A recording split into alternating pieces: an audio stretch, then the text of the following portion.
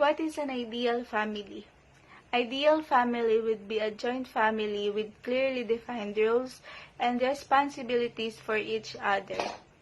There would be no interference from other family members, and everyone would be self-sufficient, or, to put it in another way, it would be a factory where members contribute to the family's growth without understanding each other. In an ideal family, egoism has no place.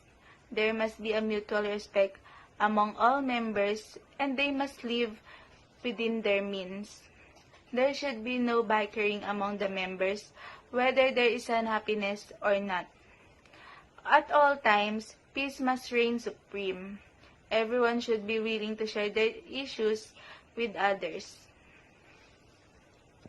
Emancipation is a legal procedure that permits a juvenile to become self-sufficient and take on adult duties before attaining the age of the majority. This also signifies that the youngest is no longer in his or her parents' custody. Similarly, the parents are no longer obligated to provide any kind of support to the kid, including housing, medical care, or financial assistance. With emancipation comes new rights, advantages, and responsibilities that come with becoming an adult. What are the fundamental duties of parents to their children?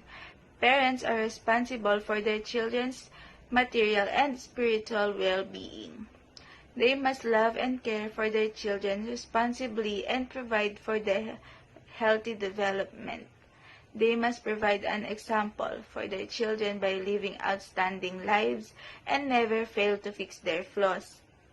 Insofar as they are able, parents must provide food, clothes, housing, and medical care for their children.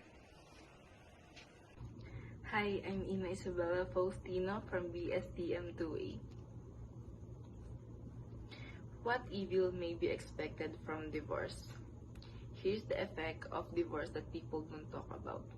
When you hear the word divorce, there's a handful of images that probably come to mind. Two adults arguing, a sad kid or two stuck in the middle, and maybe even a continuous courtroom battle. But when a marriage ends, it's far more complex than that. For one, it's fully possible you will never be in the courtroom with your ex. And secondly, there are some truly positive effects of a divorce that you may not have seen coming. We talk to relationship coaches, divorce lawyers, couples counselors, and more to find out what really goes when a marriage ends. Number one is grieving process. There are so many losses inherent in a divorce, and you need to allow yourself time and space to grieve for all those losses.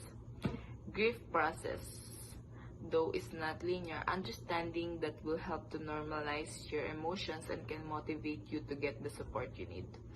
Number two is you may never be in the same room with your ex during the divorce proceedings.